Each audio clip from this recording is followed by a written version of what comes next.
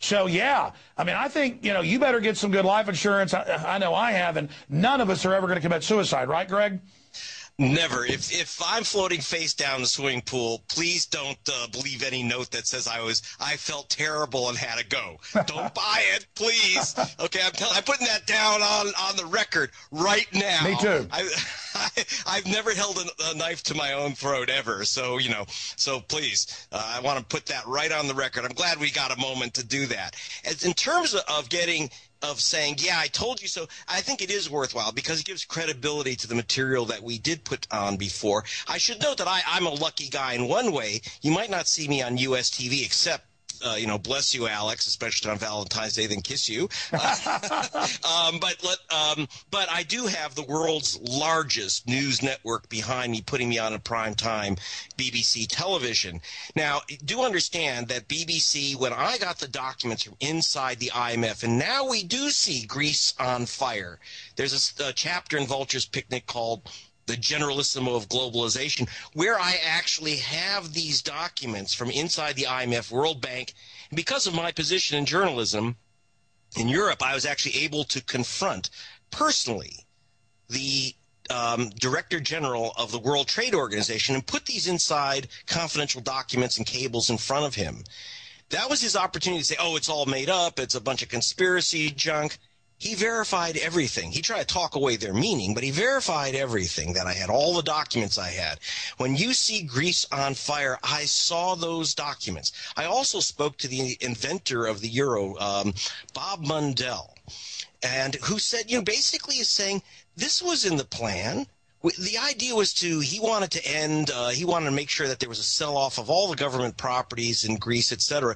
You have to set a fire if you're going to have a fire sale. He thought that this is the best thing that's ever happened. These guys, this was the purpose of the euro. He said he was very upset, he told me, that democracies get to kind of vote on their fiscal and monetary control. He wanted to create a mechanism, the euro, which would make elected parliaments and congresses and presidents subservient to an economic formula. And the economic formula is called the 3% rule there. There's a German word which I can't pronounce that they use. But that was the purpose, was to basically create something that would replace democracy. In fact, by the way, I spoke with, you know, because of my position, I get to meet all these heads of state, et cetera.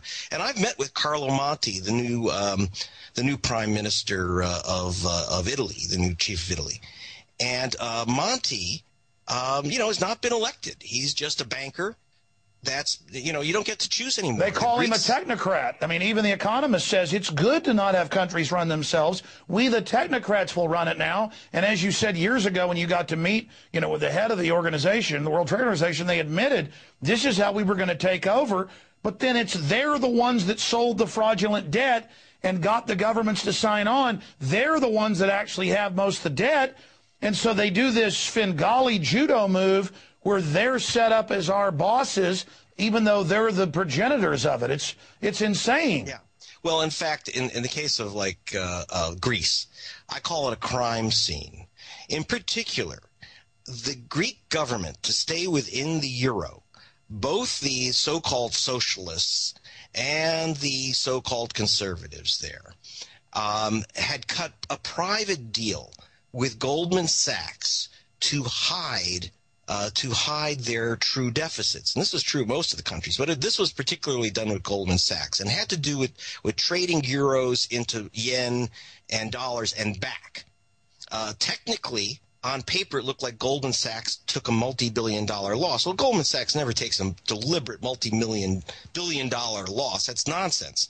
In fact, it was covered up by a secret agreement to pay them back at massive charges.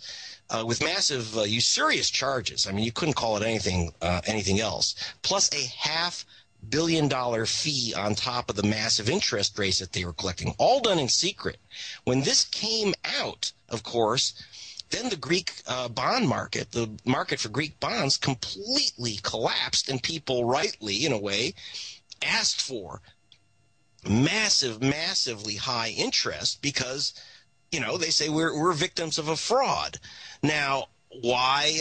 You know, someone asked me actually one of the band members from, if you remember, Dire Straits, asked me, well, how come they weren't arrested? Well, the United States, the Securities Exchange Commission is supposed to arrest the government of Greece, because after all, it was a conspiracy between two governments and Goldman Sachs. And here's the deal: instead of Goldman being busted, they get money from the European Central Bank. They get totally bailed out. They get fees for handling the bailout, and then their guys take over the country and they buy up the assets of the country, the shipping, the beaches. Sporeas.com. Speaking of austerity, the globalists want their post-industrial world. Over 90% of the debt owed in Greece, Ireland, Iceland, it's all come out in the news, is not owed by the people. Their traitorous government officials, formerly servants, signed on to Goldman Sachs, JP Morgan, and others' derivatives fraud, and are saying the people have to prop up the too big to fail. But that was a few years ago when they signed on to those deals. We forget now. The media tells us it's our debt. Yeah, because we signed on to their too big to fail to prop them up, so the very bankers that did this can lecture us all day. The globalist deindustrialization program, the post-industrial world they want, so we're all pouring into their control, is working quite nicely.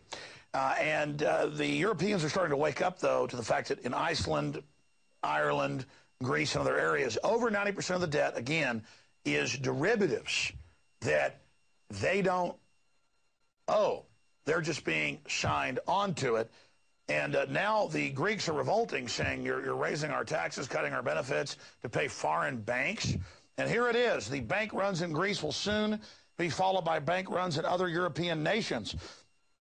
The economic collapse wrote, and I hope that's not the case, but we're already seeing some of that happening in Italy, because all of these countries have signed on to the globalist fraud machine. Here's another one. Greeks withdraw nearly $1 billion from local banks. Giant lines, because the rumors are they're going to devalue the currency and go off of the euro. Here's another. Italian bank shaken as economic slump deepens. The bankers have got them just where they want them, unless they wake up and say no. Here's another one out of Bloomberg. Euro economy to sink as Spain, Italy re-enter recession. They never left the recession. They're in a globalist depression. Areas of Spain have got 35% unemployment. They're telling us our economy's great. Those of us living in the real world know it's not. Again, how much BS are we going to swallow? Here's the London Telegraph. Greece is on the brink of collapse. It's all right there. Rodney, the deal is agreed, and the plan for Greece to cut its debt to 120% of GDP by 2020, compared with the current 160%. Can that really be done? No. When this crisis started, Greece was at 120%. That is to say, national debt, GDP. Over 100% is unrepayable, and that's the situation in the USA. If you add in the austerity measures, it goes up to 170%, and then after 8 years it comes down to another unrepayable level, which is 120%. The plain fact of the matter is these are manipulations to justify the banking occupation of Greece. The Greece people should revolt, because they are being smashed into the ground. Their sovereignty is being destroyed. Their property assets are being sold off. They're being put into poverty and debt peonage, not just for the rest of their lives, but for their children and their grandchildren's lives. The whole thing is a fraud. Well, if Greece again fails to meet its targets, and based on what you're saying, it sounds like that could happen, is there anything left in the country that could be cut? Yeah, the Greek people are brave people. One thinks of their record during the Second World War. They're highly inventive people. All that they need, in fact, is a new policy. That policy must start by controlling the banks, which create money out of nothing, put it at compound interest, and do not put it into the real economy, and in particular to the spreading of the real economy. And unless then you open up an interest-free supply from your own national bank. But to do that, Greece must get out of the euro and take its own destiny forward in the same way as Iceland is now doing, and doing very successfully. The Dutch finance minister has demanded the establishment of a permanent troika office in Athens to ensure Greece fulfills its obligations. How democratic is this suggestion? This is an office of the financial fascists. These are the local Nazi implementers. They are the sign that Greece has been occupied, colonialized, and sacrificed for something which is not going to work in any case. The office should be kicked out for starters. Well, the EU is kind of seen by many as taking on a sort of parental role when it comes to Greece, writing off part of its debt, giving more money in exchange for promises that Athens will do what its creditors say. Tell me very quickly, why is the bloc so keen to hold on to such a shiftless member? I didn't hear all the question, but the fact of the matter is that the IMF, the EU and the European Central Bank are trying to preserve the situation in Greece, to uphold a crumbling system which is now completely out of control, which is increasing debt all the way around the world, which is not taking account of the fact that jobs are being destroyed by technological shifts, which takes no account of the manipulations, the fraudulent manipulations which come from the uses of computers, for example.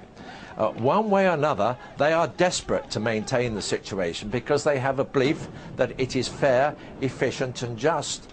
They also think it will come back into balance. It is not fair, it is certainly not efficient, it is not just, and it is not coming back into balance. So you're really seeing part of an overall downward turn, which is going to go on for the next 10, 15 or 20 years.